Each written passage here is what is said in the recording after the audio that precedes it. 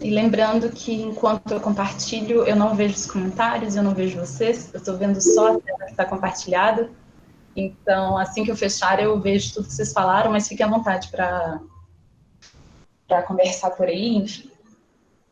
Esse daqui é o trechinho, esse daqui é o vídeo, esse aqui é o link, depois vocês têm como acessar ele. É um trechinho de uma entrevista da Ginsburg para...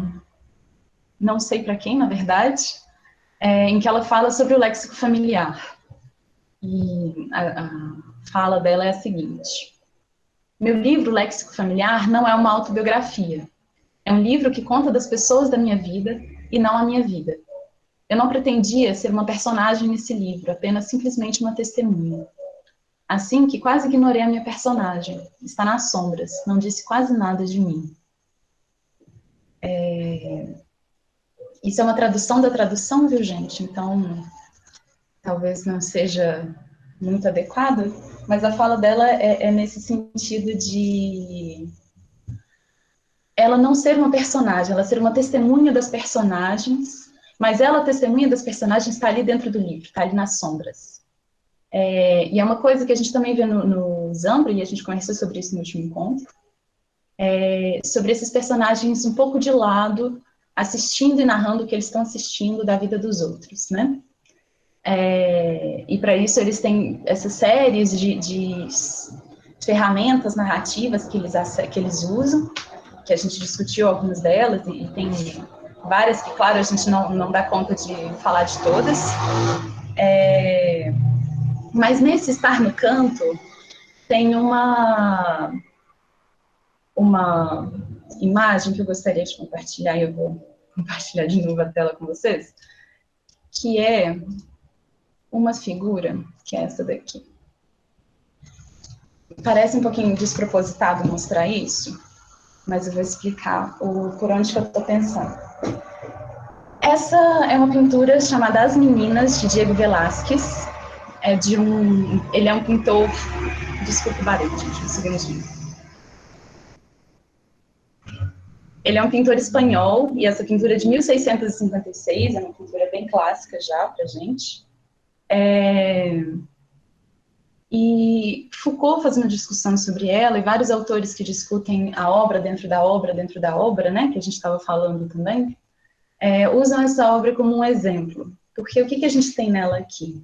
A gente tem as meninas, que são as filhas dos reis, que se não me engano, são as filhas dos reis, enfim. São as pequenas aristocratas que foram retratadas. Essa daqui é a principal e todas as outras juntas. Aqui no fundo, nesse quadrinho, a gente tem os pais pintados em uma outra pintura, ou num espelho. E aqui, esse daqui é o pintor. E essa daqui é a pintura que ele está fazendo. Esse daqui é o Velázquez. E essa é a pintura que a gente imagina que seja as meninas. E ele está olhando diretamente para a gente. Eu acho essa imagem uma boa forma da gente pensar essas vozes e essas personagens no meio da narrativa, uma dentro da outra, né? A gente tem aqui o pintor dentro da própria obra, pintando uma outra obra, ou talvez a mesma, em vários planos diferentes. E esse detalhe, que é o que o Foucault observa sobre essa obra, o pintor olhando diretamente para a gente. Se a gente coloca um zoom maior, que eu não tenho como fazer isso agora, esse Velázquez aqui, que está com o pincel, no momento de pintar, ele está olhando diretamente para a gente, que está observando a obra. Eu trouxe essa imagem porque, primeiro, ela é bastante utilizada para discutir esses aspectos das narrativas, uma dentro da outra, dentro da outra, dentro da outra, e porque ela traz essa coisa que é um extra, que é o pintor olhando para a gente, que é uma coisa que a gente consegue observar da mesma forma nos dois livros que a gente está lendo, que são os protagonistas, os narradores, ali no cantinho, pintando esses outros, que são as meninas, que são os pais ali no fundo, que são todos esses personagens que estão em primeiro plano, em segundo plano, enfim, e que a gente assiste com mais interesse, com mais ênfase, porque eles estão ali, de fato, em primeiro plano, estão no título, estão centralizados na obra. Mas tem ali o pintor retratado, que ele mesmo se retrata, e voltado para a gente com essa proposição de essa espécie de convite que joga a gente ali dentro da obra junto, porque ele está, de fato, interpelando quem assiste. E é o que a gente tem nesses dois romances. E eu considero essa obra, não sou eu, é claro, mas eu acho essa obra uma forma muito boa da gente tentar pensar todos esses papéis dos outros e dos narradores, dos protagonistas, de todas as vozes e personagens que estão ali na obra, como que elas se articulam, como que elas se mostram, onde elas se mostram dentro dos romances. Na Natalia Ginzburg, que a gente comentou, né, na última semana, tudo que a gente está falando, a gente já comentou em algum momento. Na Natalia Ginzburg, as personagens, ela própria aparece com o nome aqui e ali, ela não centraliza a narrativa acontece ao redor dela, e ela mesma fala isso, sobre como que esse é o romance que ela sempre quis escrever, e que é o romance das pessoas ao redor dela, que são, como no Velázquez, as meninas, os pais, enfim. Mas ela não deixa de estar lá. E por ela estar lá, e chamar a atenção para o fato de que ela está escrevendo, compondo, da mesma forma que o pintor do Velázquez está chamando a atenção para o fato de que ele está pintando um quadro, ao chamar a atenção para o processo de produção, essa obra ela se estende para além dela mesma, ela se torna uma espécie de processo inacabado, que a gente tem acesso a como ele está acontecendo. Isso, no Formas de Voltar para Casa, é mais gritante ainda, porque os personagens são escritores, de fato. A Ginzburg certamente é escritora, mas no Formas de Voltar para Casa, os personagens se falam escritores e discutem o tempo todo, principalmente o narrador do diário, o texto que ele está escrevendo. Então, ali no diário, tem várias passagens que ele retoma e fala, eu estou com dificuldade de escrever aquela cena, não sei, estou procurando o tom certo, não consigo achar, não estou conseguindo escrever, estou escrevendo poesia, não é o meu romance, pensei em largar, enfim. Ele fica, nesse se virar com a própria obra, ele também tá compartilhando esse processo de escrita, né? São dois romances com traços metaficcionais muito fortes. Metaficção, quando a ficção fala de si, né? No Zambra isso é muito mais claro, mas na Ginzburg isso está ali. Quando ela fala sobre como que ela não se lembra, ou como que ela não tem certeza se foi assim, se não foi, ou o primeiro poema que ela escreveu e aí as pessoas acharam que era um prenúncio de uma grande carreira, enfim, todos esses pequenos momentos, ela está fazendo esses acenos para o ato da escrita, e com isso tornando esse ato mais poroso, de certa forma, mais aberto a ser pensado como um processo, e não como um texto pronto, fechado e dado. A gente conversou isso no último encontro também, sobre o formato dos dois romances não ser fechado. Eles se fecham em si, claro, eles não são um rascunho completamente, eles, inclusive, têm uma noção cíclica muito grande nos dois, mas o texto, ele não tem um arco específico que começa num certo ponto, termina em certo ponto linearmente.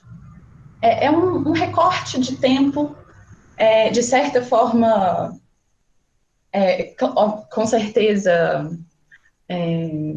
escolhido, mas não completamente objetivo, e principalmente subjetivo, e por isso esse interesse do convite a quem está participando. Além desse gesto explícito de falar sobre a própria escrita, também tem outros gestos nos romances que apontam para essa narrativa, para esses autores no canto, que são as próprias formas, os próprios...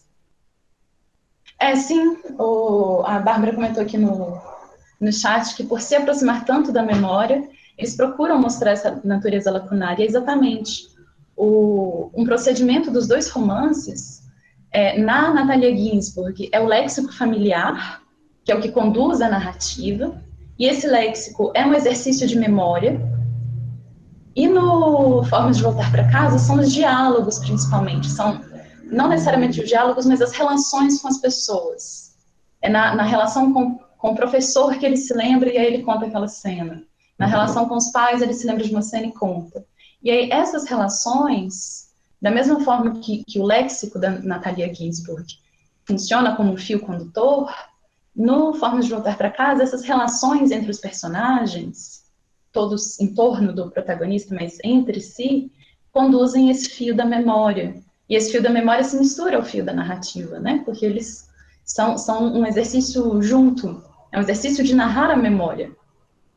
Ou tem alguém que fala, já esqueci quem fala isso, que falar da memória, escrever a memória ela sempre vai ser um exercício narrativo.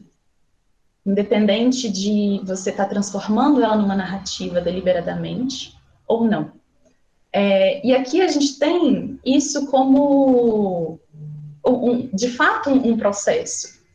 Não só a memória narrativa, com seu mecanismo narrativo, mas o mecanismo... é que eu requer. Isso. Muito obrigada. Não só como uma característica da memória, mas como um processo do próprio texto que a gente está lendo, e que a gente acessa como processo e não como produto. Apesar da gente ter o livro, que não deixa de ser um produto, mas esse resultado final é sobre o processo, é de certa forma bastante performático. Do Zambra especialmente, porque ele é um autor contemporâneo, e na contemporaneidade ele está num contexto, inclusive, que produz literatura de uma forma bastante performática, ele se coloca, ele joga o tempo todo com as próprias obras. Eu não comentei isso tanto, mas o Zambra ele não só cita muito outros autores, como ele cita Ginsburg, ele faz pastiches e paródias de outros autores também, no próprio Formas de Voltar para Casa, que não tem autores diretamente mencionados, eles estão ali sendo usados, e ele se repete muito. No Formas de Voltar para Casa tem um parágrafo idêntico à Vida Privada das Árvores, o prefácio que ele escreveu para Natalia Ginzburg está no Noler, que é um livro de ensaios dele, tá só um trechinho, mas tá, e depois ele acrescenta e constrói o texto que vira o prefácio, que é inédito, mas não é completamente inédito. Então tem todos esses jogos com a própria figura dele mesmo, que também embaralham aquilo que a gente estava conversando sobre a performance, sobre a verdade que é produzida no texto. Ela se torna...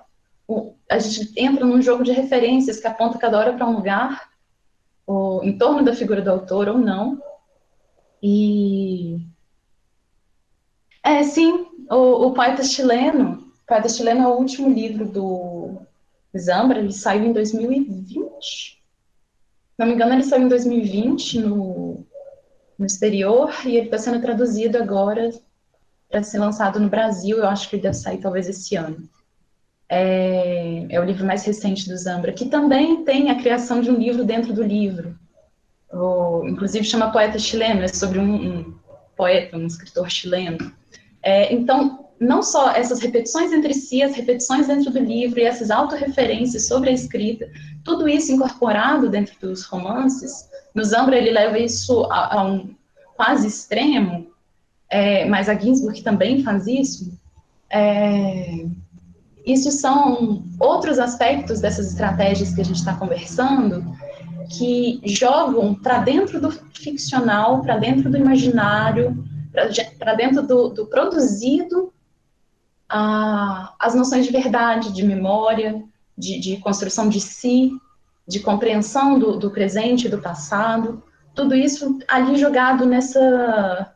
É uma rede que a gente não consegue completamente desfazer, porque uma coisa aponta para a outra.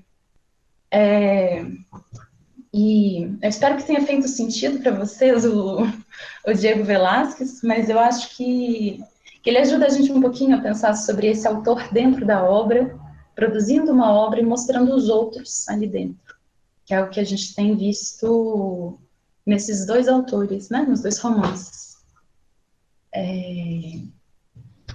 Agora eu vou passar para um novo tema. Isso era só para retomar uma coisa que ficou um pouquinho pendente no último encontro.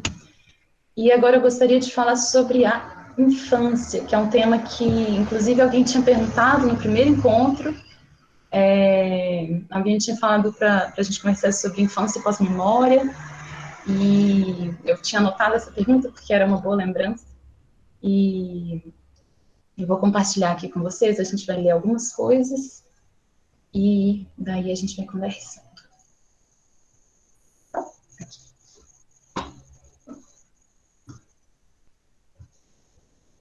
Esse daqui é um trecho do livro que eu comentei, acho que na terça-feira, da Lorena Amaro, chama La Pose Autobiográfica. É um livro, foi lançado, se não me engano, no Chile ou na Argentina, não tenho certeza, por essa teórica, ela é uma teórica contemporânea de literatura latino-americana, e é o livro que eu falei que vocês encontram em versões digitais, na Amazon, se não me engano, é o único lugar que a gente encontra, porque ele não foi lançado no Brasil, mas para quem tiver interesse, é uma referência bem interessante, ela discute um grande leque do cenário contemporâneo da literatura latino-americana, em torno dessa pose autobiográfica que a gente vem conversando esse tempo todo. E um dos autores que ela discute bastante é o Zambra, e eu vou ler esse trecho um pouquinho longo, que ela descreve a relação da infância nas obras do Zambra. Nesses livros, cujos traços autobiográficos foram aludidos em diversas entrevistas e reportagens, critica-se o mundo dos adultos. A perspectiva eleita para isso oscila entre o olhar limpo do menino ou da menina, que enfrenta um mundo rarefeito pela violência, e a perspectiva do adulto, que vai à caça de sua infância para esclarecê-la ou para esclarecer o presente. O poder expressivo que pode alcançar o recurso da... desculpa, essa frase está completamente solta, mas é porque ela está falando sobre o poder expressivo que pode alcançar o recurso da perspectiva infantil. Um dos aspectos mais interessantes é a implantação de uma subjetividade na linguagem, cuja inserção na literatura é capaz de fazer algo que na realidade e na história é impensável, que as crianças adquiram papéis protagonistas e assinalem arbitrariedades, denunciem injustiças e se rebelem contra a ordem imposta pelos maiores. Nos termos que Zambra propõe em seu romance, essas formas de fazer literatura promoveriam aos filhos de personagens secundários a principais, escrevendo uma nova história que exploramos em relatos de voz dupla. A inocência do menino que fala de uma realidade simples, mas nela o leitor, ou o adulto que recorda, descobre uma trama muito mais intrincada. Aqui ela está falando dessa perspectiva infantil que a gente encontra tanto nos dois livros, né? E que o Zambra fala muito bonitamente. No Formas de Voltar para Casa, não de uma forma completamente explícita, mas que a gente acompanha nessa progressão, né, das partes, que vai dos personagens secundários, que é o nome da primeira parte, e com personagens secundários a gente está literalmente falando de crianças como personagens secundários na grande história, na história que estava acontecendo naquele momento, que é a história dos pais, porque são os pais que matam, que morrem, que entendem e têm léxico e têm, de certa forma, responsabilidade em maiores e menores medidas sobre o que está acontecendo. E aí, nessa literatura dos pais, nesse romance dos pais, crianças como personagens secundários. E ao longo do romance, o que a gente vai acompanhando é o protagonista e também a Cláudia, reclamando para si o papel de protagonistas. E a narrativa ela tem um certo crescente, por mais melancólica que ela seja, então ela não tem muito altos e baixos, mas ela, de certa forma, vai se desenvolvendo no sentido de começar a falar da própria história, da história do país, da história da geração, com as próprias palavras, por si próprio, como protagonistas. E daí vem esses gestos mais acusatórios do protagonista em relação aos pais, daí vem a tentativa de ficar reconstruindo a história, que é a tentativa de recontar a história da infância, não mais como personagem secundário. E isso é uma riqueza dessa literatura, como a Lorena Amaro coloca, que só é possível nesse espaço, né? Porque, historicamente, aquele passado já passou, aquele momento dos personagens secundários já aconteceu, não existe reescrever essa história, mas existe repensar, reivindicar, pensar criticamente, e esse espaço literário é um espaço que isso é muito possível, onde você pode escrever uma criança que coloca a experiência de criança dela como central, por mais que tenha aí um olhar emprestado do adulto, e esse olhar emprestado do adulto que contamina a experiência infantil também faz parte desse trabalho, né, de pensar a geração, de pensar o período histórico, que é uma espécie de combinação de olhares que se atualiza o tempo todo, a cada vez que olha para o passado, e que olha para o passado a partir necessariamente de um presente, mas esse presente é um presente desconforme, é um presente um pouco sem lugar, um presente que precisa interrogar para se fazer mais presente, para se fazer mais localizado, para conseguir falar de si, e para isso precisa falar de si, de infância, precisa falar de ditadura, como o Zambra fala, precisa falar de fascismo e tudo mais. Nos dois romances, a gente encontra uma coisa bem interessante, que é o olhar infantil narrando o romance. Então, mesmo que a gente tenha a voz dos escritores adultos e a gente saiba que ele está escrevendo e lembrando da infância, aquilo que ele conta tem o olhar da infância, que é o que a gente comentou, eu acho, no último encontro, comentou na terça-feira, sobre, por exemplo, quando tem um homem escondido na casa da Ginsburg, da Natalia, e falam para ela que ele se chama Ferrari, mas ela reconhece que ele chamava Turati, que ele não era o Ferrari, ela conhecia ele, mas ela só aceita. E aí e o próprio olhar da construção mesmo do texto é um olhar de, ele era os dois. É um olhar infantil, é um olhar de quem está lendo, entendendo aquele período pela infância e não pela vida adulta. O olhar de vida adulta explicaria, ele daria conta de pensar como os pais pensaram na época. O olhar adulto, ele contaria sobre ele precisou se esconder, por isso, me falaram que ele tinha tal nome, mas não tinha. Mas isso não é necessário, na verdade, isso atrapalharia essa construção de reivindicação da memória como própria. Tem outros trechos que isso acontece de forma bem gritante no romance da Ginsburg, isso acontece muito. Quando ela fala de quando a família enriquece, ela conta: acho que a gente deve ter ganhado algum dinheiro, porque agora a casa era melhor, meus pais reclamavam menos.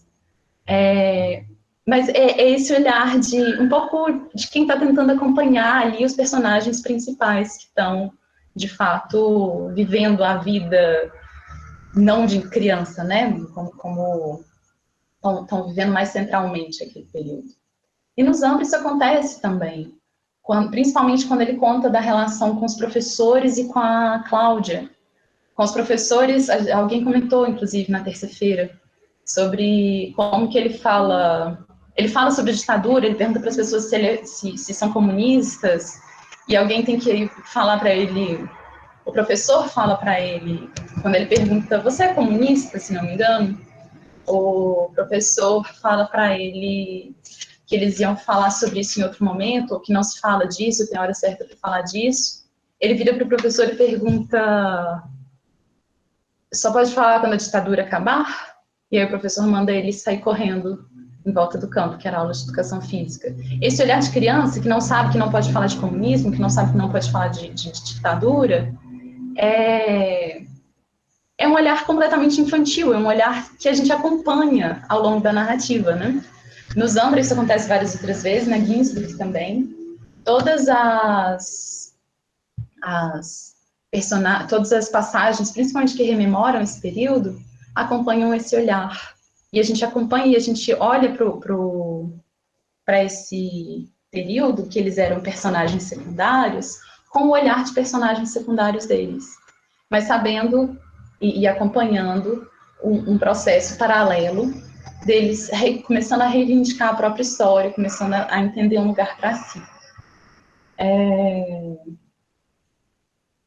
A Débora comentou do romance do Eco, que fala do olhar sobre a Segunda Guerra,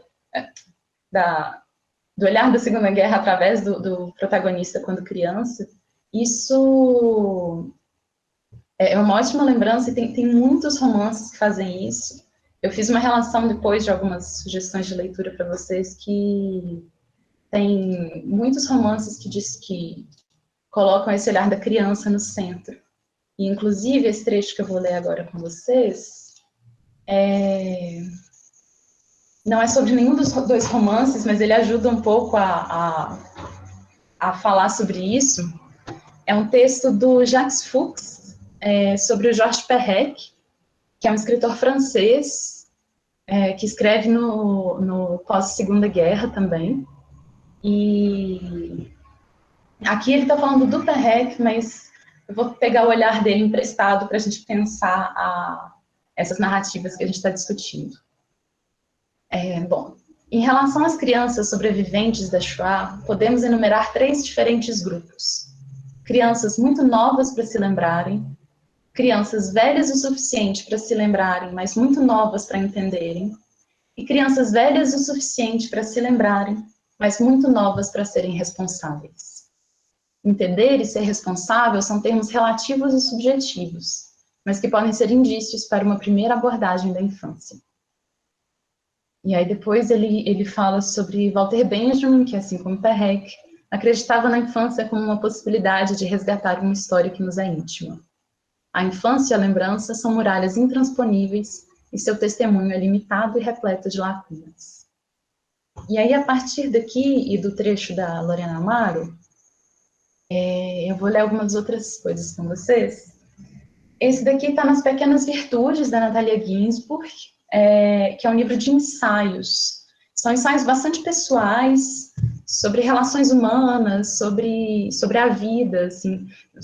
Tem temas específicos, mas são bastante amplos. E muito, muito bonitos. Ela escreve, tem um pouco aquele tom, o mesmo tom que a gente encontra no Léxico Familiar, que é um texto de uma poesia seca, de certa forma, né? E esse trechinho, ele introduz, se não me engano, está no 2º parágrafo do ensaio que chama As Relações Humanas, em que ela vai comentando as diferentes fases da vida. Ela fala sobre a infância, a adolescência, a vida adulta, ter um filho, envelhecer. Ela vai fazendo uma reflexão sobre esses períodos da vida. E esses períodos da vida, isso é importante, em relação aos outros. Na infância, temos os olhos fixos, sobretudo no mundo dos adultos, escuro e misterioso para nós. Ele nos parece absurdo, porque não compreendemos nada das palavras que os adultos trocam entre si, nem o sentido de suas decisões e ações, nem a causa de suas mudanças de humor e suas cóleras repentinas. Não entendemos nem nos interessamos pelas palavras que os adultos trocam entre si. Aliás, elas nos entendiam infinitamente. O que nos interessa são as decisões que podem mudar o curso dos nossos dias, os maus humores que ofuscam almoços e jantares, a batida inesperada de portas e o estouro de vozes na noite. E eu vou só ler mais 2 trechos na sequência. Esse aqui é do Forma de Voltar para Casa, e é onde ele fala bastante explicitamente sobre ser um personagem na história dos pais. O romance era o romance dos pais, pensei então, penso agora. Crescemos acreditando nisso, que o romance era dos pais, maldizendo-nos e também nos refugiando aliviados nessa penumbra. Enquanto os adultos matavam, eram mortos, nós fazíamos desenhos num canto. Enquanto o país se fazia em pedaços, nós aprendíamos a falar, a andar, a dobrar os guardanapos em formas de barcos, de aviões. Enquanto o romance acontecia, nós brincávamos de esconder, de desaparecer.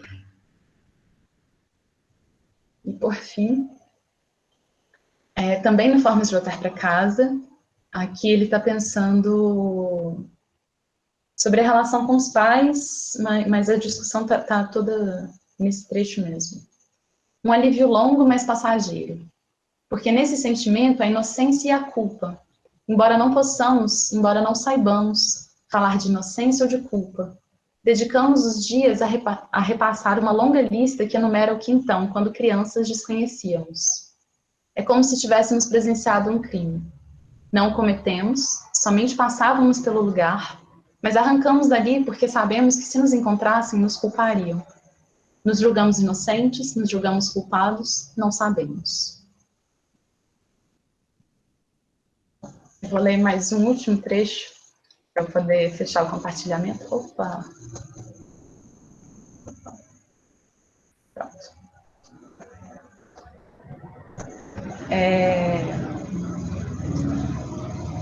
Bom, vou deixar para ler depois. Senão muita discussão. Só procurando. Alguém comentou aqui, Alexandre falou sobre a infância em Berlim do Benjamin, e eu vou falar um pouquinho melhor sobre isso depois, mas é inclusive uma coisa citada pelo próprio Zambra no Forma de Voltar para Casa. Como eu falei, é um livro de muitas referências entre si. E esse olhar para a infância que o Benjamin tem na infância berlinense é um olhar muito parecido, apesar de ser um livro muito diferente. São olhares e são formas de pensar e de construir muito semelhantes dos dois textos. Mais para frente eu vou conversar um pouquinho melhor sobre eles. Bom, depois de todas essas leituras que eu fiz para a gente começar a pensar um pouco mais sobre a relação da infância, a gente tem algumas coisas colocadas nesses textos. No trecho das Pequenas Virtudes, da Natalia Ginsburg, ela coloca bem claramente esse olhar da criança para quem o mundo dos adultos é incompreensível e também bastante irrelevante. O que importa para a criança são os humores que vão afetar. E ela fala na sequência, eu não coloquei a citação inteira porque é muito longa, mas na sequência ela fala sobre como que a criança aprende a ler os adultos pelas portas que batem ou pelo tom de voz que muda, e aí ela sabe que ela tem que brincar mais quieta, ou quando ela percebe uma forma de falar mais afetuosa, ela sabe que ela está mais à vontade.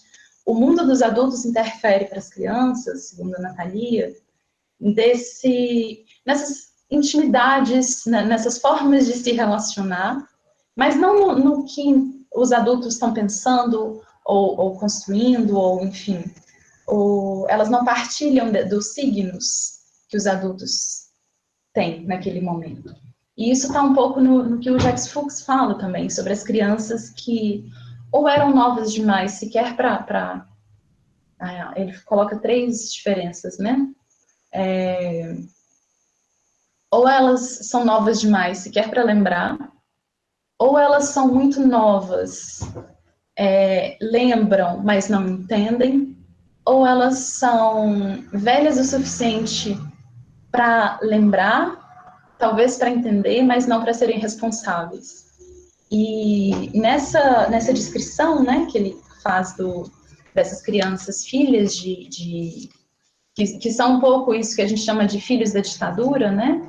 E no caso são os filhos da Segunda Guerra, são sobreviventes que viram a vida dos pais ser afetada, mas não a própria vida.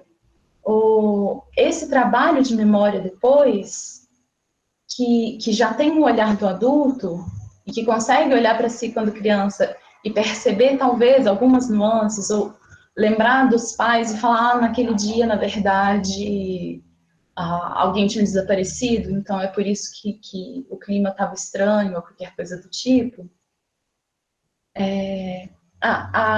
Esses 3 períodos da criança está na citação que eu li do Fuchs, do Jacques Fuchs. Ele é um autor brasileiro que estuda Georges Perec. E ele faz essa diferenciação, é uma diferenciação para tentar entender essas testemunhas de segunda mão, né? Que são pessoas que testemunharam isso. Obrigada. Eu sabia que não era dele, eu não lembrava de quem era, da Susan Suleiman. São essas memórias que eles passam a ter, são de um período que não viveram como protagonistas, né? Que é o que o Zambra... Essa discussão toda está no Zambra, está na Ginsburg, de uma forma meio sutil, meio atravessada, né?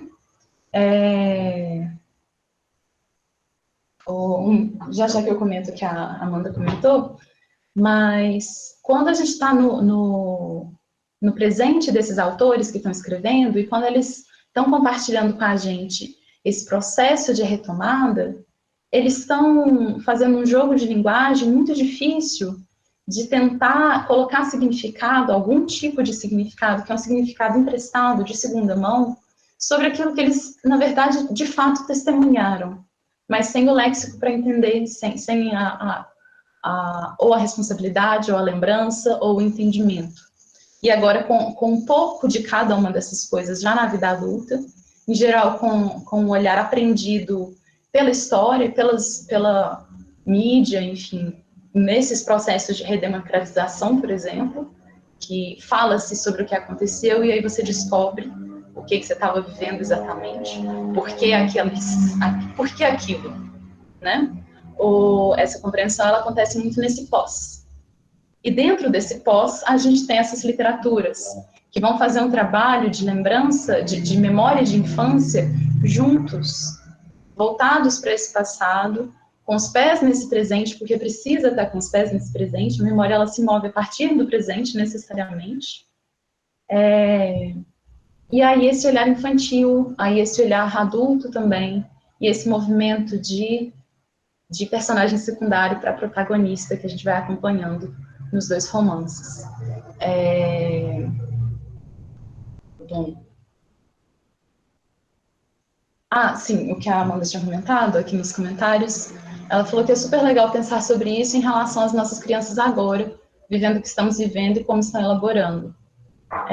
Uma coisa que eu acho muito interessante, muito importante da gente considerar, é que a gente está discutindo dois livros que falam de períodos de exceção muito, muito sérios e muito marcantes da nossa história recente, que são a ditadura chilena, que acontece depois e durante da ditadura brasileira, e da Segunda Guerra, que é a anterior, claro, mas também faz parte e molda muito a nossa história presente.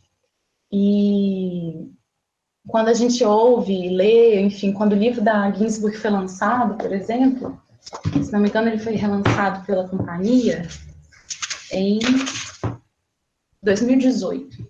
E uma coisa que saiu muito na mídia, eu fui dar uma pesquisada quando eu estava preparando esse curso, sobre críticas e comentários, uma das coisas que a gente mais lia era sobre como que reler esse livro hoje em dia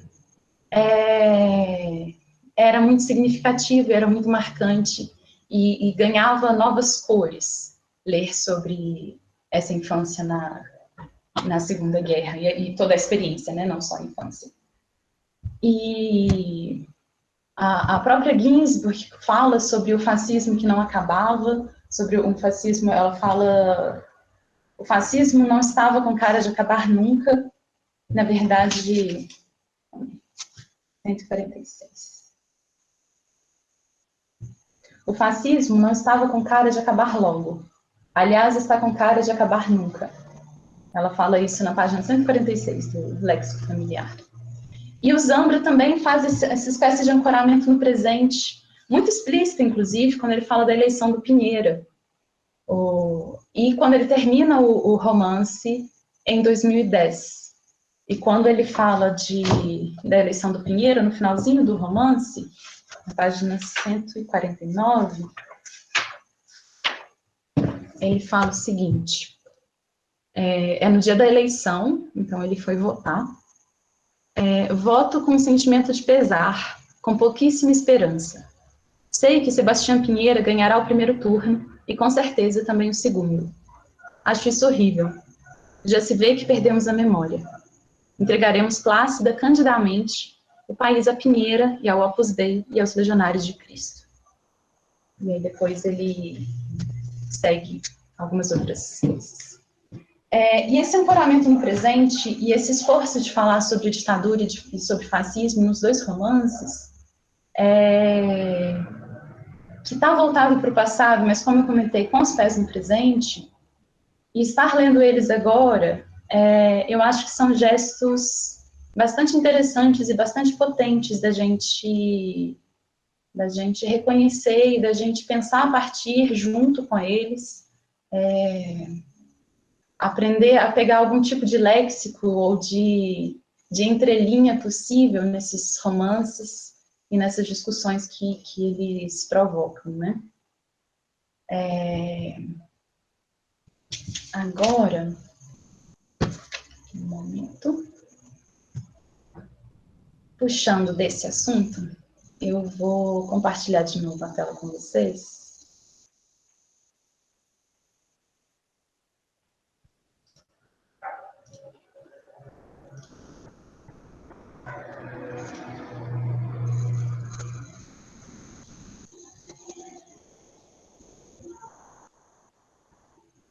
Bom, no final da última aula, eu cheguei a fazer um comentário para não esquecer depois, que era sobre a relação entre individualidade e coletividade na narração desses períodos. Eu vou começar com essa citação longa da Ginsburg, que ela faz uma discussão muito, muito bonita, e isso tudo são 2 páginas de um parágrafo só, que ela pega e interrompe os vários diálogos do livro e gasta algumas páginas pensando um pouco sobre esse pós-guerra. É mais já para o final do livro, e eu vou ler a citação um pouquinho longa, mas ela vale a pena. O pós-guerra era um tempo em que todos pensavam ser poetas e todos pensavam ser políticos. Todos imaginavam que fosse possível e necessário antes fazer poesia de tudo. Depois de tantos anos em que o mundo pareceu ter emudecido e petrificado, e a realidade fora olhada como que através de um vitro, uma vítrea cristalina e muda imobilidade. No tempo do fascismo, os poetas viram-se obrigados a exprimir somente um mundo árido, fechado e sibilino dos sonhos. Agora havia de novo muitas palavras em circulação, e a realidade parecia de novo ao alcance da mão. Mas depois aconteceu que a realidade se revelou complexa e secreta, indecifrável e obscura não menos que o mundo dos sonhos. E revelou-se ainda situada do outro lado do vidro. E a ilusão de ter quebrado esse vidro revelou-se efêmera. Desse modo, o pós-guerra foi triste, cheio de desânimo após as alegres vindimas dos primeiros tempos. Muitos se apartaram e se isolaram novamente no mundo dos seus sonhos.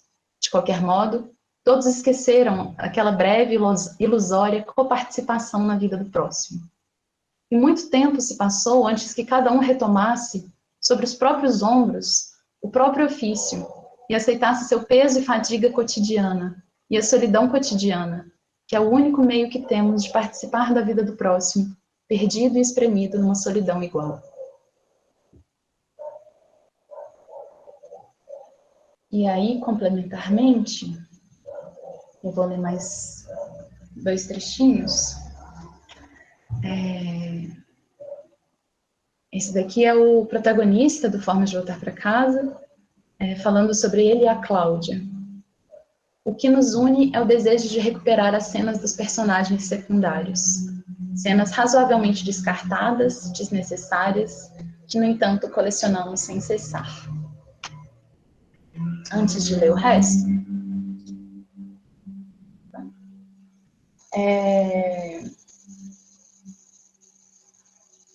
eu vi alguém, a Luciana comentou que esse é o trecho mais impressionante do livro da Natália. Esse trecho, para mim, ele ganha o livro todo. Eu amo muito o livro todo, mas esse trecho é um pouco especial. Tem um autor, que é o Reinaldo Ladaga. Ele é um autor bastante contemporâneo, ele é argentino, e ele discute formas da literatura contemporânea, bastante amplas. E uma forma específica que ele identifica são narrativas que ele fala sobre tentativas provisórias e precárias de criar comunidades. Porque a gente está falando de uma contemporaneidade em que esses silêncios que a Natália fala tão lindamente, esses interditos e essa impossibilidade de coparticipação na vida dos próximos, se torna bastante um lugar comum, por globalização, por processos de capitalismo, por processos de tempos contemporâneos, enfim, ele faz uma certa análise desse período, Eu não vou entrar tanto em detalhe, porque não é o foco. Mas, então, nessa tentativa de criar um comum, num contexto em que esse comum é tantas vezes interditado, e quando a gente pensa em literaturas de pós-guerras e pós-ditaduras, esse comum ele é muito mais interditado, existem interdições em cima das interdições já sociais que existem. O Ladaga identifica nas literaturas contemporâneas, em certas literaturas contemporâneas, uma tentativa de criar comunidades precárias. E aí seriam como se fossem pessoas que estão caminhando por um deserto qualquer, se encontram e se apoiam mutuamente pelo tempo necessário para sobreviverem ou para darem conta de chegar no próximo lugar ou de encontrar a próxima pessoa. Então, são comunidades precárias e de apoio mútuo circunstancial. E isso, quando o Zambra fala da Cláudia, sobre como que o que os une é o desejo de recuperar as cenas, se não me engano é isso, é o desejo de recuperar as cenas dos personagens secundários, tá aí esse fio que cria uma comunidade que é precária, porque essas cenas que eles recuperam são lacunares, não são nem mesmo compartilhadas entre eles, porque eles se lembram de períodos muito diferentes e de formas muito diferentes, mas é aí que tem uma espécie de construção comunitária provisória, extremamente precária, tanto que no romance, inclusive, eles se separam, a Cláudia larga o protagonista, mas existe essa tentativa de construção do comum. Na Ginsburg, essa construção do comum, ela está tanto no ato da escrita, como ela coloca, né, como nessa tessitura familiar.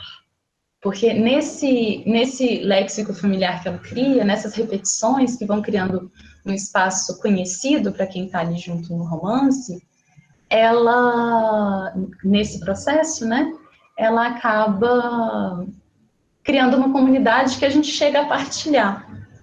E aí, aquela obra do Velázquez, ela ganha uma nova cor no seguinte: quando o pintor está olhando para a gente, ou quando o Zambra e a Ginsburg compartilham o processo de escrita com a gente, com essa virada do olhar para fora, o leitor passa a integrar de uma forma também precária, também provisória, esse fazer literário, essa construção de memória, e ligar esses pontos junto com essas vozes que estão contando as histórias.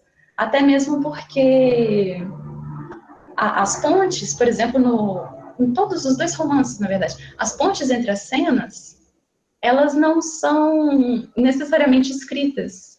As relações que a gente faz entre as personagens, que a vida da Cláudia é, na verdade, inspirada na vida da Amy, e que fulano está em tal lugar, e todas essas pontes que a gente consegue fazer são nossas, são do trabalho da leitura, que é convidada a fazer parte daquele espaço literário. E aí, com isso, a gente tem essa espécie de criação comunitária frágil e precária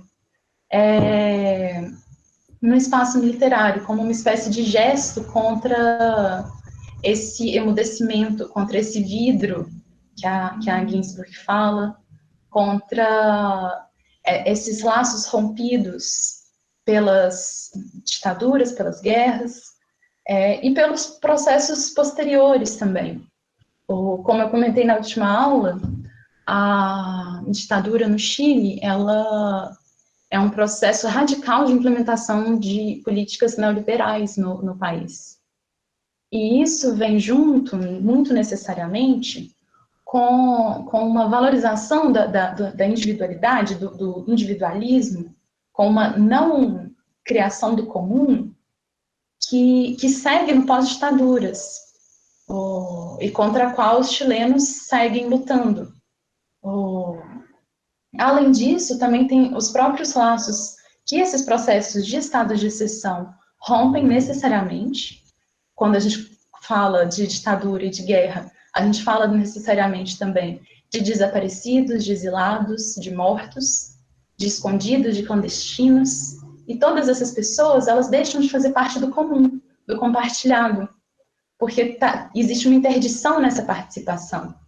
ou porque é ilegal, ou porque elas deixam de existir, ou porque a comunidade que elas conseguem viver ou construir é muito restrita a espaços familiares, como no caso da Ginsburg, por exemplo. A liberdade de discurso, de opinião, de tudo que ela tem no romance, é só dentro do espaço familiar.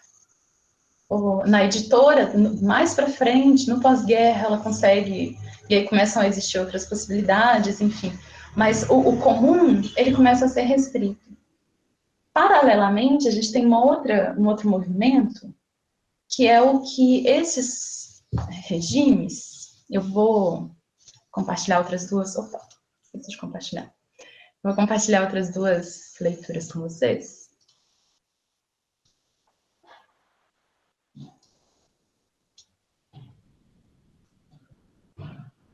Esse daqui é de um crítico do Zambra, não só do Zambra, do Raul Rodrigues Freire.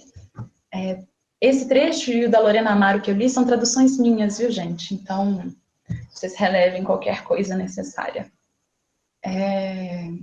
Aqui ele está falando dos meus documentos, que é um livro de contos do Zambra, mas eu uso essa descrição que ele faz para quase toda a obra do Zambra, porque eu acho que ela dá conta de descrever um movimento muito importante do trabalho dele. Ele está falando que o Zambra constrói um olhar que tenta dar conta da dificuldade, quando não da impossibilidade, que o comum tem para emergir no Chile do século XXI. Perda essa que é também a de um espaço que permita transmitir a própria experiência do comum em sua cultura. De maneira que meus documentos é o relato de uma quebra, a quebra do comum, evento que após ditadura, chamada democracia, alimentou. Esses relatos, talvez pela repetição da dificuldade encontrada pela emergência do comum, permitem ainda mais claramente compreender que a poética de Zambra guarda uma determinada pulsão ao dar conta de uma impossibilidade política que tem suas raízes na ditadura. E esse daqui é um trechinho do pós-fácil, da edição da Companhia, do Léxico Familiar, daquele autor que eu não sei de forma alguma falar o nome. E aqui ele está falando, obviamente, do Léxico Familiar. A linguagem discreta, simples e sem sobressaltos, na forma em que é escrito o livro, corresponde, assim, a uma escolha econômica, de atenção no interior da casa, em claro contraste com uma política que não oferece nenhum amparo ao indivíduo, sendo só preocupada com as massas, com as reuniões teatrais, monumentais, de milhares de pessoas sob o encanto hipnótico de um pai belicoso. A retórica fascista é graças também à obra de Natalia Ginsburg, varrida do chão da história, e aquilo que resta é sua voz simples e despojada de qualquer maneirismo. Aqui ele está falando de uma coisa que parece quase contrária ao que a gente estava falando até agora, mas que, na verdade, é o complementar desses processos, desses estados de exceção. Enquanto a gente tem a interdição do comum, a interdição do compartilhamento das experiências, a gente tem uma experiência massificada, que é a experiência do fascismo, com todas aquelas imagens que a gente conhece tão bem, de massas e massas de pessoas em blocos, mas que não são tratadas como uma coletividade, mas como massa. E existe uma diferença muito significativa nisso. E aí o individual, o pequeno, o familiar, aí sim ele é interditado. Mas não numa valorização do comum, mas numa valorização do discurso massificado, do discurso do pai belicoso do fascista.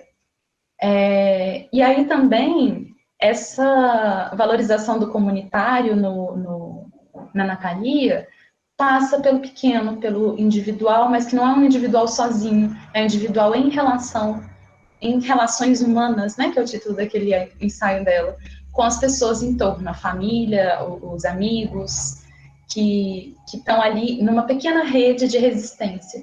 E ao valorizar isso, existe um gesto de resistência que, como eu vi que as pessoas estão falando aqui, Ettore. Como o Ettore fala, muito obrigada, pessoal. Varre o fascismo do chão da história, o que infelizmente não aconteceu, mas que é um gesto que pelo menos está nesse caminho, né? E no Zambra, com a citação que a gente viu do Raul Rodrigues Freire, a gente tem uma forma também de pensar o gesto do Zambra como uma espécie de gesto político. Claro que a gente não pode fechar nenhum desses dois livros, por mais que a gente esteja falando de movimentos, de momentos e de gestos políticos, a gente não pode, claro, fechar eles a uma leitura política. A gente já vem falando de várias portas de leituras que eles abrem, mas que são necessariamente atravessadas pela política da ditadura, do fascismo e do processo de repensar isso. E aí nisso também a gente encontraria essa espécie de gesto de resistência que o Raul Rodrigues Freire fala, que é essa resistência contra essa quebra do comum do Chile contemporâneo, do Chile do século XXI. E como o próprio Raul Rodrigues Freire fala, e vários outros teóricos que discutem o Chile contemporâneo, essa quebra do comum particular da ditadura, ela continua no Chile contemporâneo. Ela não fica fechada no passado, ela não é superada com o pós-ditadura, de forma alguma. Mas existem esses movimentos que se tornam possíveis. Só vou dar uma lidinha nos comentários.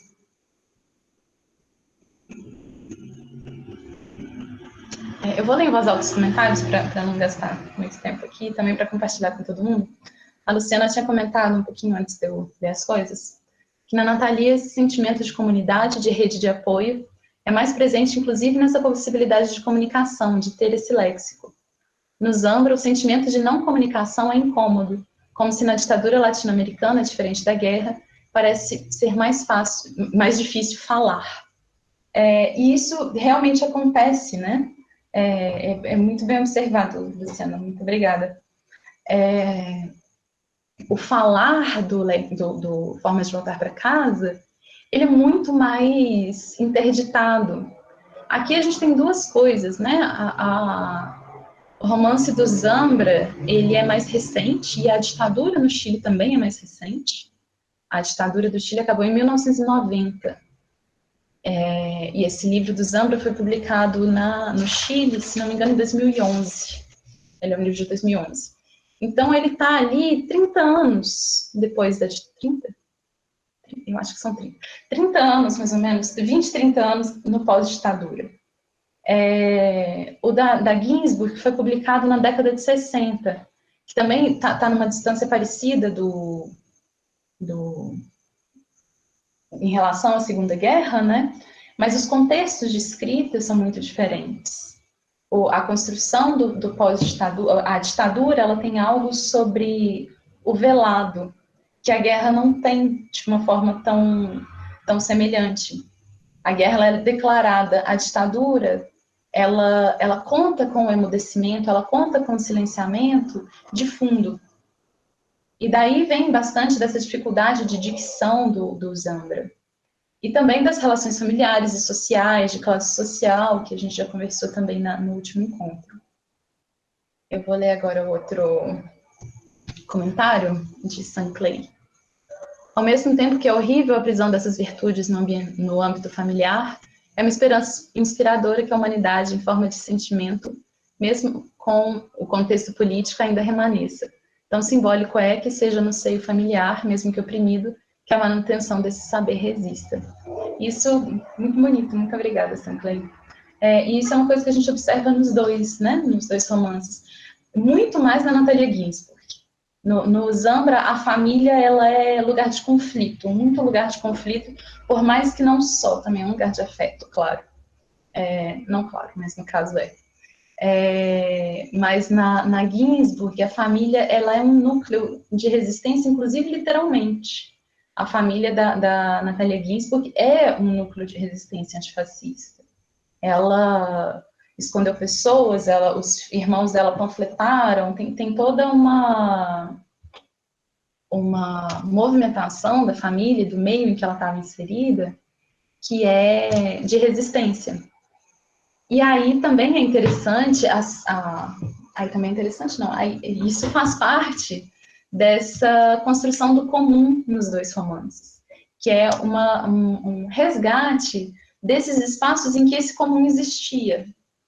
Para o protagonista do Formas de Voltar para Casa, por exemplo, ele retorna não só aonde esses comuns existiam, mas aonde existe uma interrogação sobre o que estava acontecendo. Na relação com a Cláudia, por exemplo, isso acontece.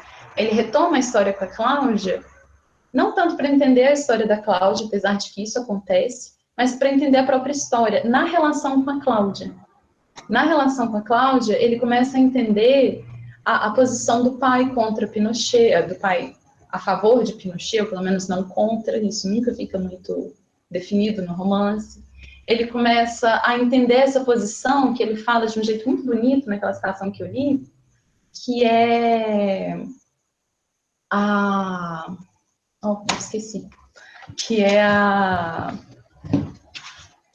Um momento que eu vou lembrar a citação.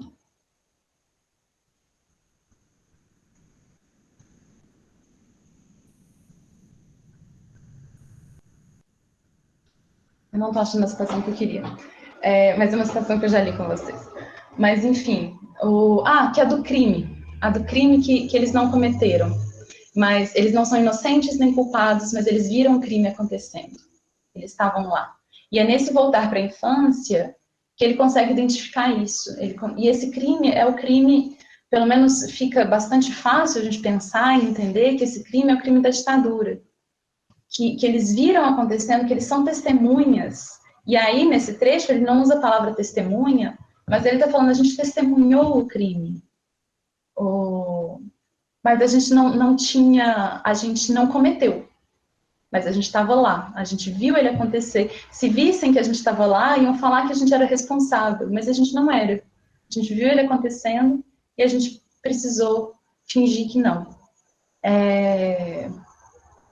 E aí, nisso, tá muito colocado como se voltar, né, para isso. E no pós, esse nós que vai tentando ser articulado com a Cláudia, com os pais, com a geração, ele fala em mais de um momento sobre reconhecer a história da própria geração na Cláudia, sobre como, em entrevistas, o Zambra fala muito sobre a geração dele.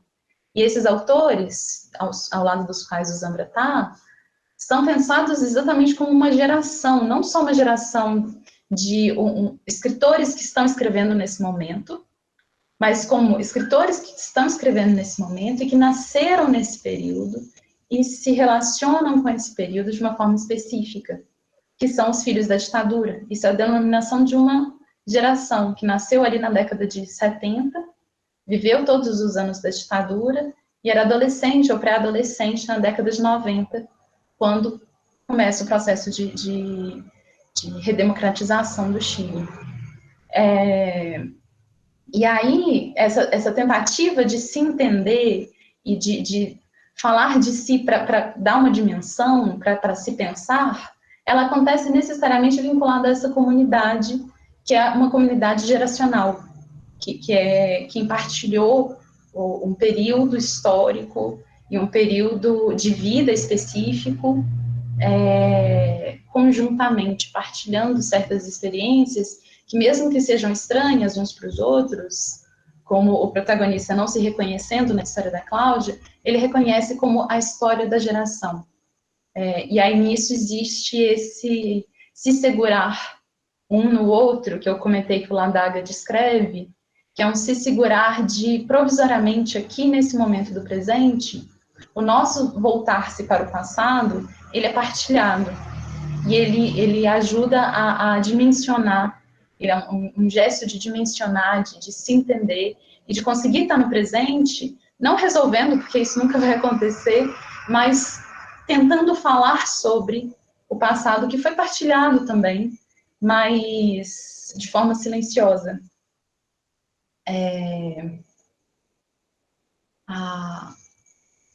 A Débora fez uns comentários que eu tinha reparado que são sobre o dialeto, que é uma coisa muito interessante da Natalia, que eu comentei no último encontro, e eu vou ler aqui junto com vocês. De fato, durante o fascismo, falar dialeto foi proibido.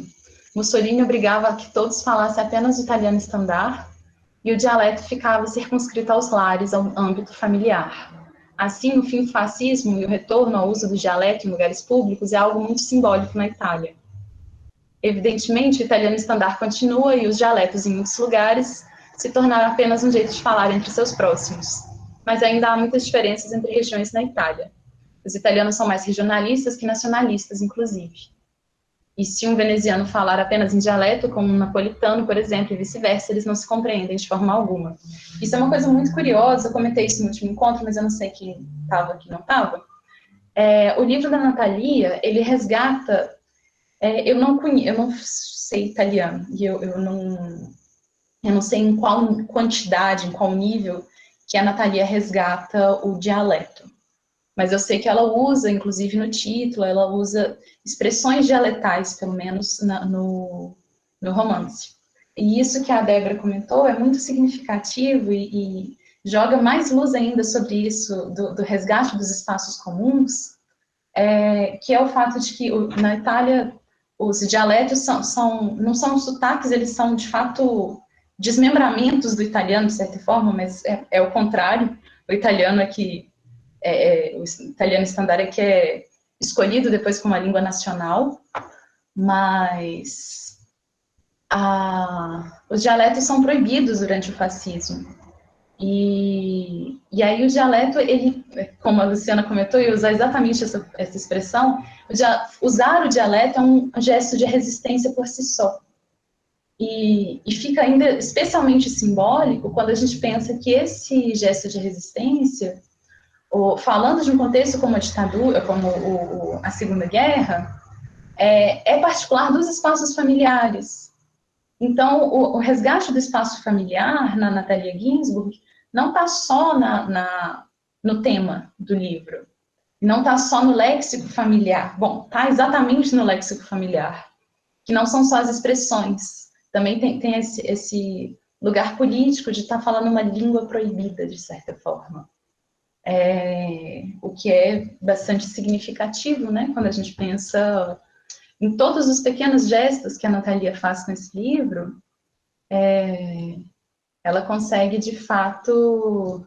obrigada, Débora. Ela usa expressões do dialeto. Eu não sei se vocês já observaram, eu consigo falar com muito mais fluidez do Forma de Voltar para Casa, porque eu já praticamente decorei ele. O da Natalia Ginzburg, eu uso comparativamente. Então, muito obrigada para todo mundo que está me ajudando a lembrar das coisas sobre ela. Bom, um outro aspecto relacionado a tudo isso, todos eles estão relacionados entre si, né?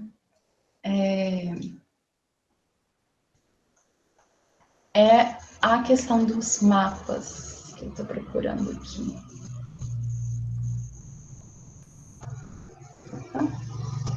Um instantinho.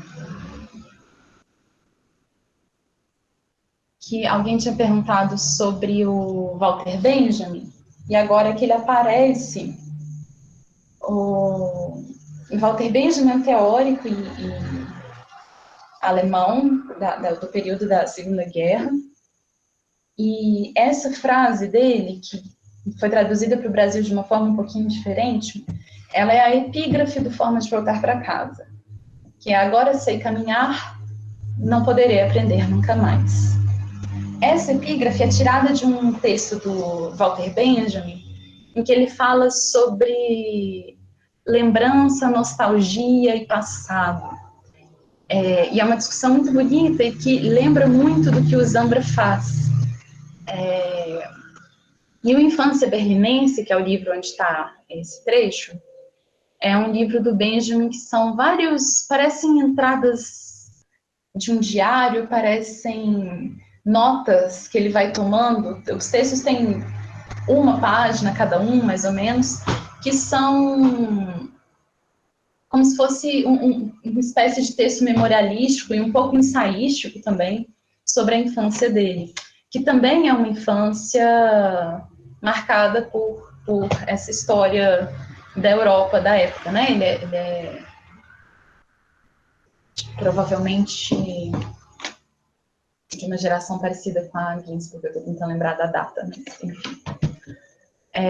Bom, e aí daí começar a pensar os mapas em relação à memória.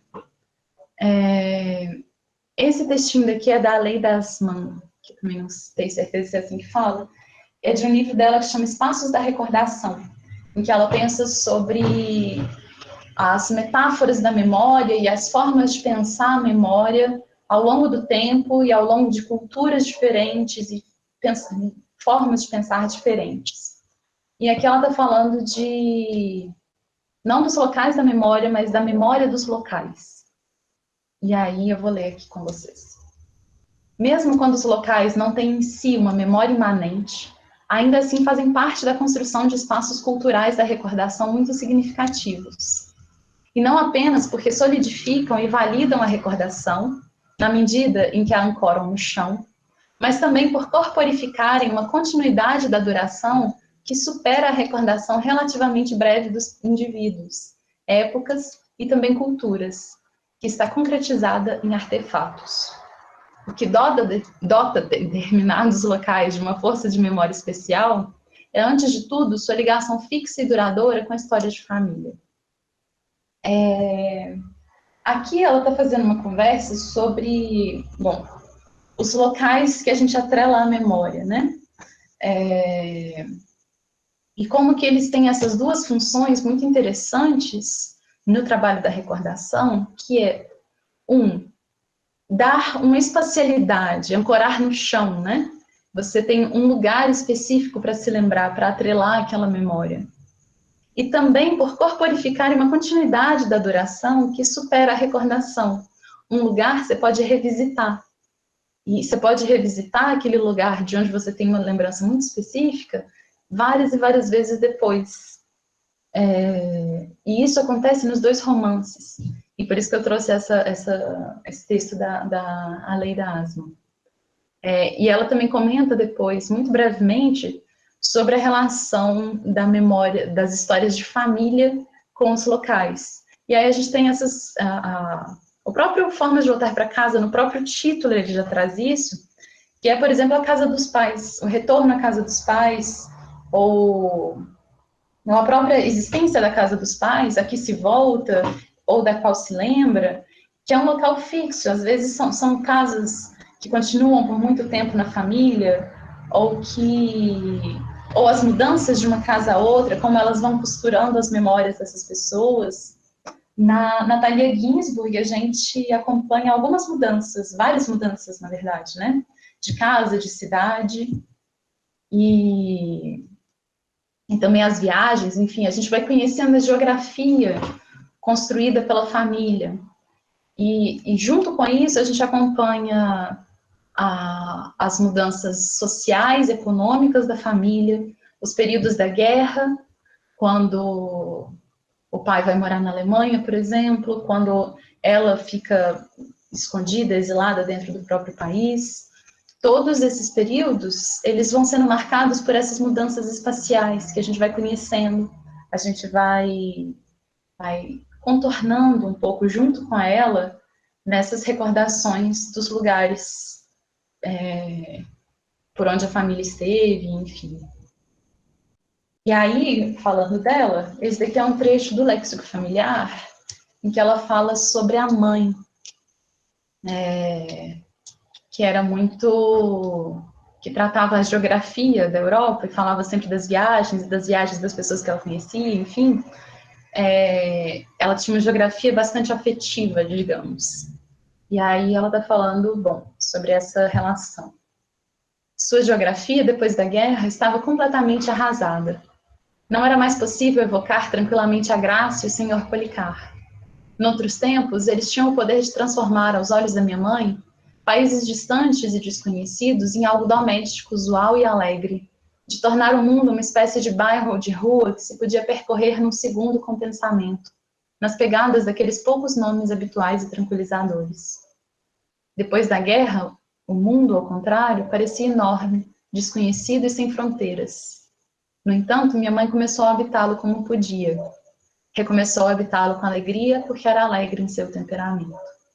E isso é uma coisa que a gente vai vendo no livro inteirinho, o que dá uma espécie de continuidade entre os espaços domésticos que vão sendo habitados, e entre as diferentes paisagens e experiências de estar na cidade, de acordo com os lugares que a família está, tem algo que costura eles todos como uma espécie de lugar, o mesmo lugar, que é o lugar da família, que é essa alegria da mãe de habitar o espaço, que é essa relação dela com os locais, que depois, na hora que a gente lê o romance, se tornam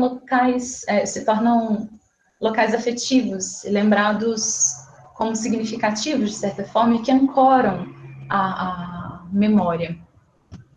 Tem uma frase do livro que é bastante repetida, que é quando ela fala, eles contam sobre um livreiro que, voltando a Friburgo depois da guerra, exclamara: "Não reconheço mais a minha Alemanha." E essa frase é repetida depois, é uma dessas frases que a família fica repetindo, e ela é repetida depois em alguns outros momentos, por alguém da família, mas este "não reconheço mais a minha Alemanha", ele está, de certa forma, repetido nesse trecho que eu acabei de ler da Natalia, que é essa transformação radical do espaço lembrado afetivamente pela guerra. E aí, de uma forma bastante semelhante, mas aqui a gente está falando de transformações de outro tipo, com Zambra a gente tem essa seguinte discussão daqui. Já não existe mais essa linha de micro-ônibus. Viajei de metrô e de ônibus e cheguei a Maipu via Parraritos. Sempre me surpreende a quantidade de restaurantes chineses já na avenida. Já faz tempo que Maipu é uma pequena cidade grande. E as lojas que eu visitava quando criança agora são sucursais de bancos ou franquias de cadeias de fast food. Antes de chegar, fiz um rodeio para passar pela Lucila Godoy Alcaiaga. A rua estava fechada, com um vistoso portão eletrônico, a exemplo da travessa Neftali Reis Basualdo. Me dirigi então para Aladino. A vila se encheu de mansardas, de segundos pisos que reluzem de modo aberrante, de telhados ostentosos. Não é mais o sonho de igualdade, ao contrário. Há muitas casas maltratadas e outras luxuosas. Há algumas que parecem desabitadas. Também havia mudanças na casa de meus pais. E aqui na continuidade ele fala sobre essas mudanças. Nos dois autores, a gente tem esse reconhecimento de uma mudança radical da geografia, né? Na Natalia Ginzburg é uma mudança muito claramente relacionada à guerra, e no Zambra é uma coisa que a Bárbara tinha comentado no final da última aula, que tem a ver com uma questão socioeconômica sobre a região de Maipu, que foi uma região que, no comecinho do livro, ele comenta sobre como que ninguém ali não era nem rico nem pobre, pelo menos não ainda. E esse não ainda está, de certa forma, indicando essa mudança que vai acontecer, que é essa que a gente lê. Que, bom, Maipu é uma região no subúrbio de Santiago. Eu costumo falar que é como Contagem, mas tem muita gente de muitos lugares diferentes aqui. Então, é como essas cidades da Grande São Paulo, enfim, são essas cidades que colam em Santiago, então a experiência dele é praticamente de Santiago, mas é de uma cidade ali do lado. E no caso de Maipu, a experiência anterior, que a Bárbara tinha falado muito bem, inclusive, que eu vou falar muito por alto, assim, é a de um lugar que teve luta pelo território. Eu conheço pouco, e o próprio Zambra fala sobre isso em algum momento, não lembro nem se no próprio Voltar para Casa, talvez, ou se é outro romance. Existiu uma luta por aquele território, uma luta de classes, e posteriormente, no pós-ditadura, ao longo da ditadura, aquela região, de certa forma, como eu comentei na última aula, são as benesses da ditadura que caem só em alguns lugares muito específicos e ao troco de algo muito, muito doloroso, né? E é uma região que enriquece muito, a ponto do protagonista depois ter dificuldade de reconhecer a região e as ruas, as vilas, estarem com portões, igual quando viram espécies de condomínios, né, públicos, praticamente. O espaço público vira condomínios e ganha sucursais de bancos e restaurantes chineses. Então, é um aburguesamento da região, uma mudança de classe social muito grande, que é uma consequência da ditadura. Então, esse voltar para a casa dos pais vem acompanhado de um não reconhecer os locais, a memória dos locais que se tinha. O caminho que ele faz para chegar na casa dos pais não é o mesmo caminho que ele se perdia quando criança. As ruas que ele andava, elas já são outras ruas, o tipo de casa é outro tipo de casa.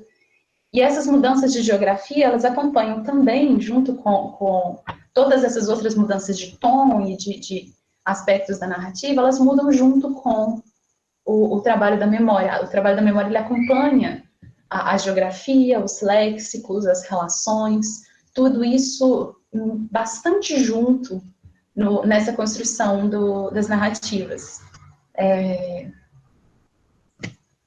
Só vou dar uma lidinha nos comentários por um segundo. A Bárbara, que no governo Allende, ainda no governo Allende, antes da ditadura, houve uma mobilização dos trabalhadores para uma reforma agrária e o direito para que pudesse ocupar os espaços. E aí, apesar dessa mobilização e contra essa mobilização, virou uma região de subúrbio, de uma classe média, que é essa classe média nem rica nem pobre, que durante os anos da ditadura tinha essa vida bastante localizada, com as crianças brincando à vontade nas ruas, e como o próprio narrador comenta, estranhamente brincando nas ruas, como se não existisse perigo. E de certa forma não existia, não para aquelas crianças, não naquele lugar exatamente, e ao mesmo tempo existia, porque a família da Cláudia, por exemplo, que a gente tem um acesso direto, estava vivendo uma outra realidade ali naquela mesma geografia. E aí, falando de geografia, tem um outro aspecto bastante interessante dessa região que ele morava, que é quando eles comparam os nomes das ruas que o protagonista mora e o nome das ruas que a Cláudia mora. Eles comentam sobre como que as ruas Ele mora na rua Aladino e ele está cercado de ruas de nomes de autores, que são os nomes reais de... Aqui. Estou procurando as coisas. Aqui. Chegamos, por fim... eu não vou ler o nome de todas as ruas. Ele comenta o nome de várias ruas da região, e são nomes um pouco absurdos. E eu fiz o exercício de leitora curiosa de pesquisar essas ruas, e elas existiram de fato. A gente consegue pôr no Google Maps e achar essas ruas que ele fala no livro. Mas os nomes são fantasiosos, e eles são realisticamente fantasiosos. Ele fala sobre nomes absurdos. Os primos dele, por exemplo, moravam na Travessa Primeira Sinfonia, contígua à Segunda e à Terceira Sinfonia, perpendiculares à Rua do Concerto, enfim, são nomes todos um pouco absurdos. E aí ele faz um comentário que remete um pouco a isso que eu estou comentando, que é ver-se que no final dos anos 70, havia gente que se divertia muito escolhendo os nomes das travessas, onde depois viriam a morar nossas famílias. As famílias novas, as famílias sem história, dispostas ou talvez resignadas a habitar aquele mundo de fantasia. E aí logo na sequência, a Cláudia fala: eu moro na Rua dos Homens Reais, disse Cláudia naquela tarde do reencontro, fitando-me nos olhos com seriedade. Moro na vila dos homens reais, disse de novo, como se precisasse recomeçar a frase para continuá-la. E aí ela explica que, por exemplo, o nome que eu acabei de ler no texto, Lucila Godoy Alcayaga, é o verdadeiro nome da Gabriela Mistral. Neftali Reis Basoalto, o nome real de Pablo Neruda. E aí a Cláudia, ela está num espaço que não só é um espaço real, como é um espaço que real, assim, dos nomes reais, como é um espaço que tá um pouco, é a ficção desnudada, porque até os pseudônimos já não estão mais ali naquele espaço. A Cláudia, e aí a gente pode fazer essa relação com o fato de que a experiência da Cláudia é uma experiência mais real, aos olhos do protagonista, como uma experiência mais colada ao que de fato estava acontecendo. E ele, nas ruas fantasiosas, nas ruas de nomes fictícios e absurdos, na rua Ladino, ele tá nesse mundo de fantasia, das famílias sem história, das famílias que estão dispostas a se emprestar a essa fantasia. E aí tá mais uma desses contrapontos que estão entre esses personagens, né?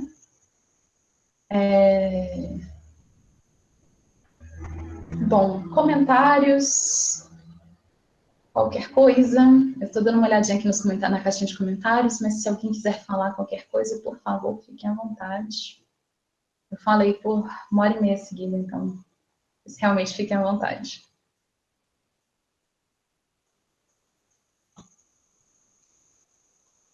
Bom.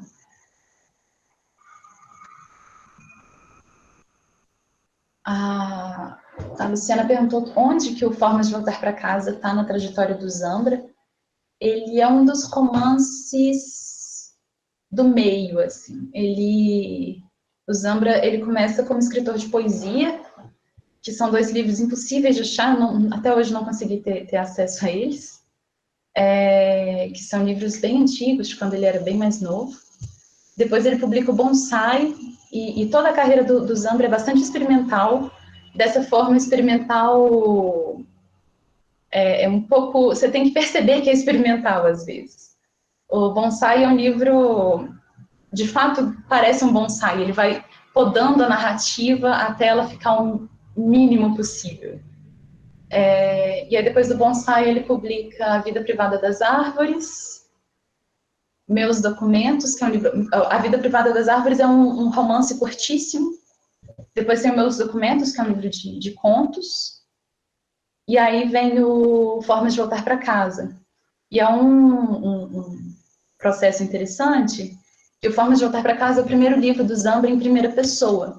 Todos os outros romances dele são em outras pessoas, são sempre em terceira.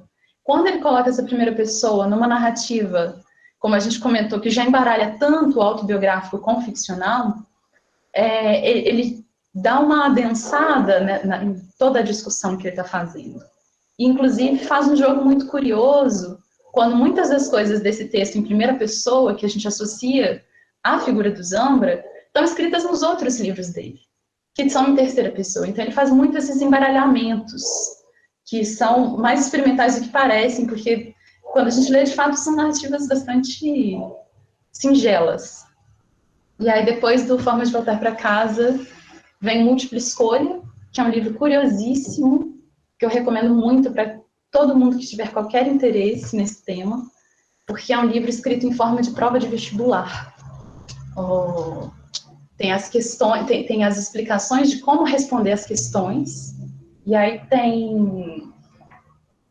Eu não sei se vocês vão conseguir ver por aí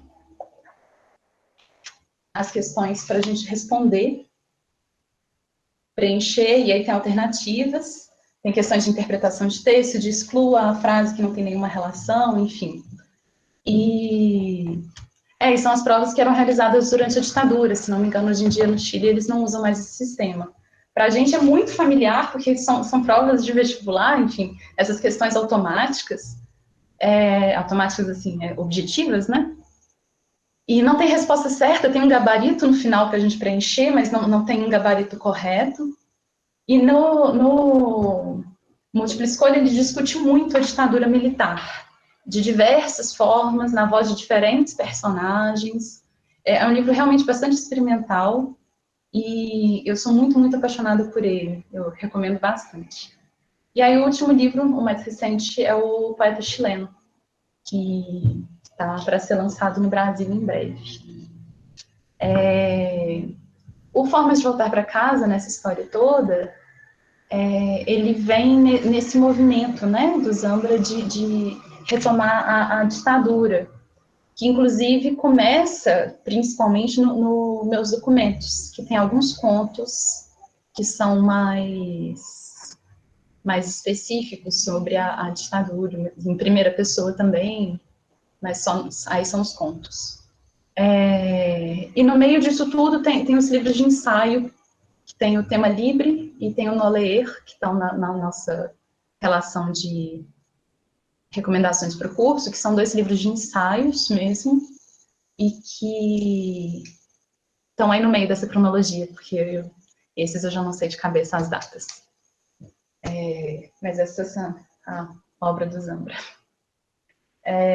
Só dar uma olhadinha aqui no...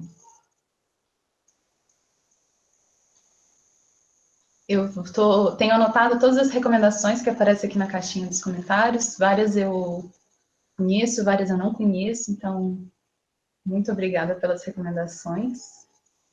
Eu vou, nesse caminho que a gente tem 20 minutos para o fim do curso, eu vou puxar algumas últimas discussões aqui com vocês.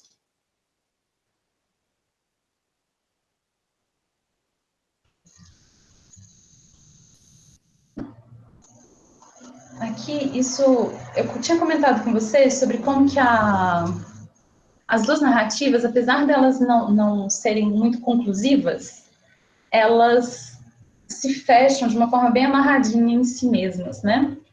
Na Natalia Ginzburg, com as conversas entre os pais, e com esse léxico familiar, né? E no Formas de Voltar para Casa, com Zambra, nos terremotos. E nos períodos de ditadura e de reeleição de Pinheira, que ele marca com os terremotos. E aí eu trouxe esses 2 trechinhos de cada um dos romances, que são bem interessantes sobre essas formas de começar e terminar, e de ancorar essas histórias, de relacionar o passado e o presente nos 2 romances. Esse aqui é do Léxico Familiar. A primeira parte na página 36. Essa primeira parte eu coloquei um espaço aqui. Então, esse primeiro trecho da página 36 é ali bem no começo do romance. Minha mãe, ao contrário, alegrava-se contando histórias porque sentia o maior prazer em contá-las. Começava a contar à mesa, dirigindo-se a um de nós. E quer quando contava sobre a família de meu pai, quer quando contava sobre a sua, enchia-se de alegria e era como se contasse aquela história pela primeira vez, para ouvidos que dela não sabiam de nada. Eu tinha um tio, começava, chamado Barmson. Se então alguém dizia, essa história já conheço, já escutei 1000 vezes, ela então se dirigia a um outro e continuava contando em voz baixa. Já ouvi essa história mais de 1000 vezes, trovejava meu pai, quando passava por perto e apanhava no ar uma palavra ou outra. Minha mãe, em voz baixa, contava. E aí, essa última frase que está aqui é a última frase do romance. Ela termina aí. Não vamos começar agora com o Barbson, disse meu pai. Já ouvi essa história mais de 1000 vezes. E aqui ela fecha não só ciclicamente, retomando o que ela já falou, e aí pondo um ponto final, mas colocando esse eixo de começo e fim, e um falando sobre o outro, que é exatamente sobre contar a mesma história várias vezes. E sobre essas falas recorrentes dos pais, né, e da família, que é falar sobre o Barbson, aparece várias vezes durante o romance, falar que já ouviu a história várias vezes, e a alegria da mãe de contar a história, isso tudo atravessa o romance. E aí ela termina com, depois de ter contado várias histórias, depois de ter deixado os personagens contarem várias histórias, termina nessa abertura de um diálogo que acabou de começar, reclamando sobre já ter ouvido a história mais de 1000 vezes, e a gente sabendo, pela própria repetição do romance, que a mãe vai contar a história depois de qualquer jeito. E no Zambra, essa primeira citaçãozinha é da página 17, é quando ele está pensando sobre ele está falando sobre o pós-terremoto. É um terremoto que acontece em 85, se não me engano, e o Chile é um lugar de terremotos bem dramáticos, né? E aí esse é um terremoto, ele está comentando sobre o depois, quando ele vai caminhar pela cidade, vai visitar os lugares, e vai percebendo que em pouco tempo tudo estava como se nada tivesse acontecido. E o segundo trecho é do terremoto de 2010, que é logo perto da eleição de Pinheira, e que ele conta no diário que tem o diário romance. Esse primeiro trecho é do romance, esse segundo trecho é do diário, e tá ali bem no finalzinho, daí a 2 páginas acaba o romance. Se havia algo a aprender, não aprendemos. Agora penso que é bom perder a confiança no solo, que é necessário saber que de um momento para o outro tudo pode vir abaixo. Mas naquela época, Nossa Senhora. Mas na época voltamos, sem mais, à vida de sempre. E aí depois, em seguida, o trecho do final. Pensei também que agora eu era o vizinho solitário. Agora eu era Raul, eu era Roberto. Lembrei-me então do romance. Acreditei, alarmado, que a história terminaria desse modo, com aquela casa de Maipu, a casa de minha infância destruída. O que me havia levado a narrar o terremoto de 85, eu não sabia, não sei. Sei, no entanto, que durante aquela noite tão distante, pensei pela primeira vez na morte. A morte era então invisível para meninos como eu, que saíamos, que corríamos sem medo por aquelas travessas de fantasia, a salvo da história. A noite do terremoto foi a primeira vez em que pensei que tudo poderia vir abaixo. Agora creio que é bom saber disso, que é necessário lembrar a cada instante. E aqui a gente tem, primeiro, esse recurso que eu comentei, do Zambra repetir trechos quase idênticos, mas levemente alterados ao longo de todo o romance. E aqui é aquela frase: agora penso que é bom perder a confiança no solo. E aqui ele fala sobre como que tudo poderia vir abaixo. E aqui, que é necessário saber que de um momento para o outro tudo pode vir abaixo. Pela primeira vez pensei que tudo poderia vir abaixo. E o ancoramento que ele faz no presente é o ancoramento sobre ruínas, sobre a certeza de que é tudo frágil, que tudo pode desmoronar a qualquer momento, que não dá para confiar no próprio chão. Ele termina, a melancolia do Zambra, ela se aprofunda um pouco mais do que na Thalia, né? Na Natalia, ela termina um pouco com a alegria do relato. E no Zambra, ela termina com uma espécie de ancoramento precário no presente, que é esse ancoramento de que não dá para confiar que as coisas vão permanecer bem, de certa forma, né? Bom, eu vou só ler os comentários, porque estava fechado e não recebi nada. Para quem já saiu, tchau. Agora que eu vi. E esse comentário que a Bárbara fez, que se havia algo a aprender, não aprendemos, é tanto sobre terremotos quanto sobre ditaduras, e é bem mais sobre ditaduras do que sobre terremotos, porque os terremotos, existe certa coisa para se aprender, certos protocolos a se seguir, enfim, são fenômenos naturais. A dor maior que a gente sente nesse romance é essa repetição, de certa forma, cíclica de uma história que não foi aprendida, que não foi discutida, que não foi processada. E aí também está o esforço do romance, né? De ir falando sobre, de não confiar que está tudo resolvido, de não confiar que existe um chão, e construir uma possibilidade de existir ali, mas sem ter garantias, e sem assumir essa garantia sobre o mundo. Então, são dois ciclos nos dois romances que apontam em sentidos diferentes, mas que estão ali juntos, nessa forma de narrar, de se retomar e de propor a partir daí algum lugar, alguma forma de ocupar o mundo.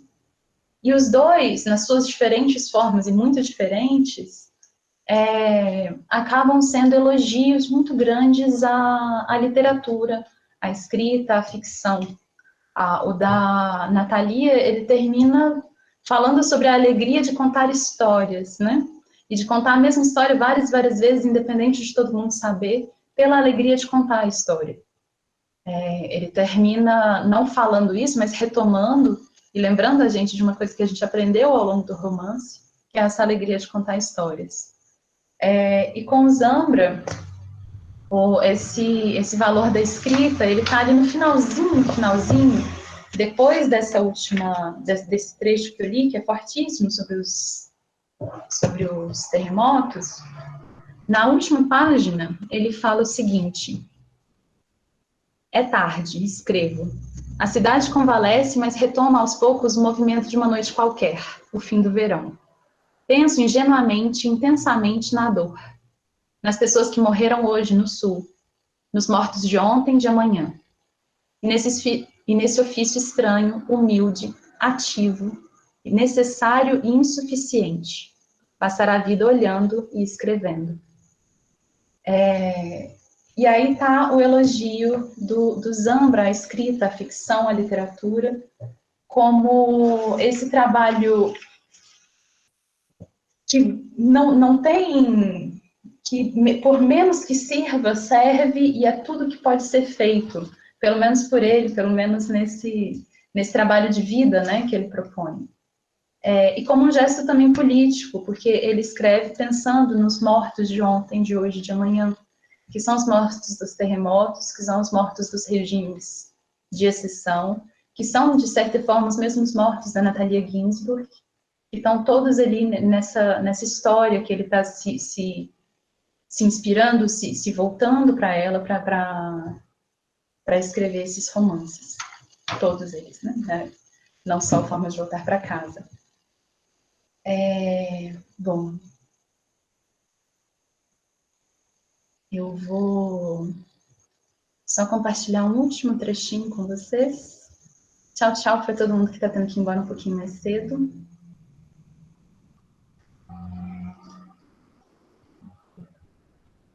Esse último trechinho, nesse gesto que os dois autores fazem de um elogio à escrita e à ficção também, esse daqui está no prefácio do Zambra para o Léxico Familiar, e ele fala sobre o gesto de escrita do Léxico Familiar. Qualquer um, a partir do exercício de recordar as frases recorrentes em sua própria família, poderia escrever um livro como esse. Imitá-lo ou aplicá-lo à própria vida é, de fato, um dispositivo de escrita perfeito. Juntar frases, contextualizá-las minimamente e depois ir relacionando essas histórias. Praticamente qualquer um que siga esse procedimento com certa disciplina termina escrevendo um livro. Claro que muito diferente e também, em certo sentido, parecidíssimo a esse léxico familiar. E é mais para o final, isso é como ele conclui o prefácio, ele fala: há livros que provocam em seus leitores o desejo de escrever, e outros que antes bloqueiam esse desejo. Léxico Familiar pertence, sem dúvida, ao primeiro grupo. É impossível lê-lo sem imaginar esse outro livro próprio que ainda não existe, mas que deveríamos, por pura gratidão, escrever. E aí isso é tanto um convite para a escrita quanto para a leitura desses romances e de outros que eu coloquei ali nessa apresentação que eu estou usando, eu coloquei ali no final uma relação de alguns romances que eu lembrei. São muitos, mas eu coloquei os que eu fui lembrando durante a preparação da aula. E a gente pode ir crescendo essa lista, e aqui no chat mesmo já foi crescendo essa lista, de livros que usam de procedimentos bastante semelhantes, que produzem livros bastante diferentes, mas que tem ali essa linhagem, esse DNA familiar, inclusive, que é esse voltar-se para o passado a partir de um presente, mobilizando as ferramentas da literatura, de artifícios literários, como o que o Zambra descreve, e num elogio da escrita e da leitura também, paralelamente, que um não existe sem o outro, sobre esses períodos, como um gesto tanto político quanto afetivo. Bom, mais comentários, mais qualquer coisa? Alguém quer aproveitar os últimos minutos?